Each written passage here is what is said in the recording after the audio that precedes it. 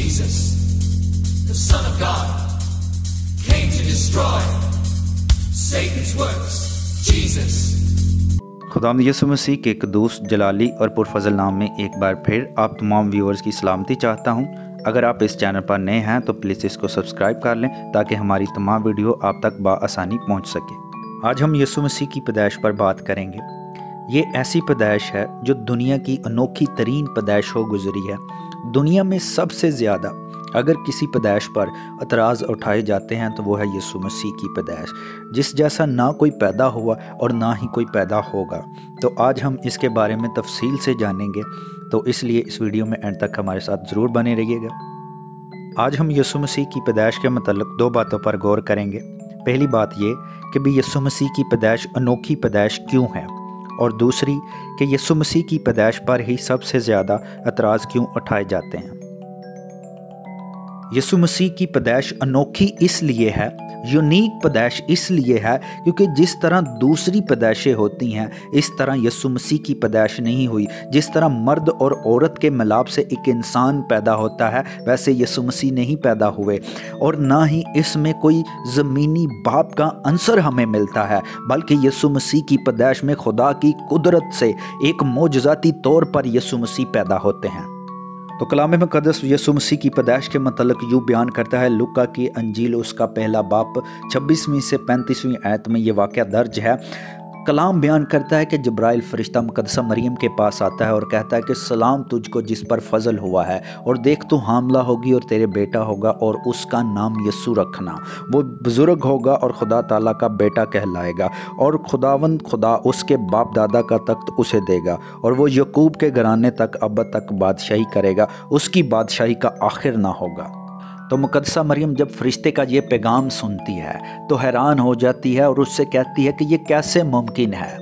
हाँ, ये बात तो समझ में आती है कि खुदा मुझसे औलाद को पैदा कर सकता है और उस औलाद को वो बादशाह भी बना सकता है। अगर वो दाऊद को जो चरवाहा था उसको पकड़कर बादशाह बना सकता है तो वो मेरे बेटे को भी बादशाह बना सकता है। लेकिन ये मुमकिन कैसे है, क्योंकि मैं किसी मर्द को नहीं जानती और ना ही कोई मर्द मेरे पास आया है और ना ही मैं किसी मर्द के पास गई हूँ। हमने कोई ऐसा इरादा नहीं किया जिससे औलाद पैदा हो और ऐसे बच्चे को जन्म दूं जो बुज़ुर्ग हो और खुदा ताला का बेटा कहलाए और उसकी बादशाही का आखिर ना हो।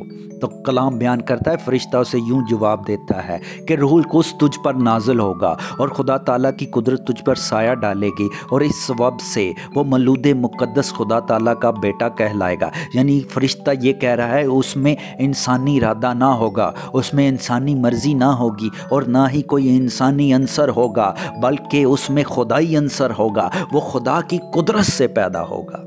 इस बात को हम मेडिकली तौर पर समझने की कोशिश करेंगे ताकि हमें इस बात की वाज़िया तौर पर समझ आ जाए। मेडिकली तौर पर मर्द और औरत में क्रोमोसोम्स होते हैं जिनके मिलाप से एक बच्चा क्रिएट होता है।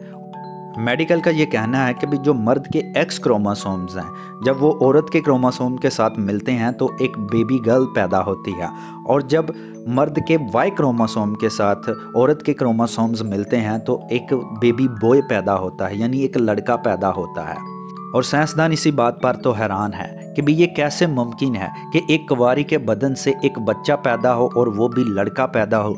देखें, जहाँ पर इंसानी अकल ख़त्म हो जाती है वहाँ पर खुदा की अकल जारी होती है। जहाँ पर इंसानी क़ुव्वत ख़त्म हो जाती है वहाँ पर खुदा की कुदरत जो है वो काम करना शुरू कर देती है। यीशु मसीह इंसानी अकल और इंसानी कुदरत से पैदा नहीं हुए, बल्कि वो खुदा की कुदरत से पैदा हुए हैं। और खुदा की कुदरत ये है कि अगर वो मछलियों को समुंदर के पानी में पैदा कर सकता है और मर्द को मिट्टी से बना सकता है और मर्द की पसली से औरत को बना सकता है, तो वो कुंवारी से यीशु मसीह को भी पैदा कर सकता है। इंसान मिट्टी से खूबसूरत बुत बना सकता है, इंसान पत्थर को तराश कर उसको सूरत दे सकता है, लेकिन उसमें जान नहीं डाल सकता। मगर खुदा मिट्टी से सूरत भी बना सकता है और उसमें जान भी डाल सकता है। और दुनिया में कोई भी ऐसा नहीं है जो मर्द से औरत को निकाल सकता हो, मगर खुदा मर्द से औरत को भी निकाल सकता है। और जो खुदा मिट्टी से मर्द को बना सकता है और मर्द से औरत को निकाल सकता है, वो बगैर बाप के बेटे को भी पैदा कर सकता है। यीशु मसीह की पैदाइश खुदा की कुदरत का काम है, इंसानी इरादे का नहीं।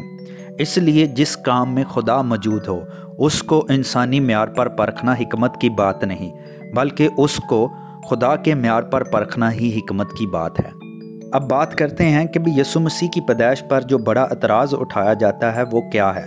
यीशु मसीह की जो पैदाइश है वो फितरती तरीके से नहीं हुई, ये इनका बड़ा एतराज़ है। यानी यीशु मसीह उस निज़ाम के ज़रिया से जैसे मर्द और औरत के मिलाप से एक बच्चा पैदा होता है, वैसे यीशु मसीह की पैदाइश नहीं हुई। ये एतराज़ यीशु मसीह की पैदाइश पर उठाया जाता है और ये कहा जाता है कि भी यीशु मसीह की जो पैदाइश है ये फितरत के कानून के ख़िलाफ़ पैदाइश है। तो मैं आपसे ये कहना चाहता हूँ कि भी जो कानून बनाने वाला है वो कानून को तोड़ भी सकता है। यानी जिसके पास ये अख्तियार है कि वो कानून को बनाए, वो उसकी तरमीम के लिए उसमें तब्दीली भी कर सकता है और उस कानून को तोड़ भी सकता है। जब किसी मुल्क में एक निज़ाम मुंतखब किया जाता है और कहा यह जाता है कि भाई जब भी ट्रैफिक लाइट्स देखो तो उनमें से जो रेड लाइट जब देखो तो गाड़ियों को रोक लो, और इस निज़ाम की जो पासदारी है वो मुल्क के तमाम लोग करते हैं। लेकिन जब एक प्राइम मिनिस्टर यानी जो मुल्क का बादशाह होता है, जब वो गुज़रता है तो वो इस निज़ाम की पासदारी नहीं करता, बल्कि इस निज़ाम को तोड़ते हुए आगे गुज़र जाता है। यहाँ पर एक मुल्क का बादशाह कानून की खिलाफ वर्जी कर सकता है, वो तो फिर भी बादशाहों का बादशाह है। वैसे भी यीशु मसीह आसमान से आ रहा है, ज़मीन से नहीं, जो ज़मीन के कानून की पासदारी करे। रोड पर जब ट्रैफिक लाइट में से रेड लाइट ऑन होती है तो गाड़ियां रुकना शुरू हो जाती हैं, इसलिए क्योंकि वो कानून की पासदारी करते हैं। लेकिन जब एक एम्बुलेंस गुजरती है तो वो इस कानून को क्रॉस करके आगे गुजर जाती है, इसलिए क्योंकि वो एक ज़िंदगी को बचाने के लिए जा रही होती है। जब ज़मीन पर एक ज़िंदगी को बचाने के लिए कानून की खिलाफ वर्जी की जाती है, कानून को तोड़ा जाता है, तो यीशु मसीह तो हज़ारों जानों को बचाने के लिए आ रहा था, फिर उसके लिए एतराज़ क्यों?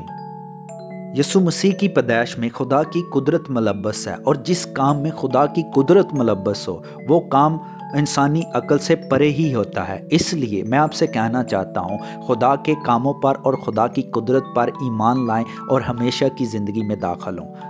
उम्मीद करता हूँ कि आपने इस वीडियो में ज़रूर बरकत पाई है, और अगर आपको इस वीडियो में कुछ सीखने के लिए मिला है तो इसको लाइक करें, कमेंट करें और दूसरों के साथ शेयर करना मत भूलें।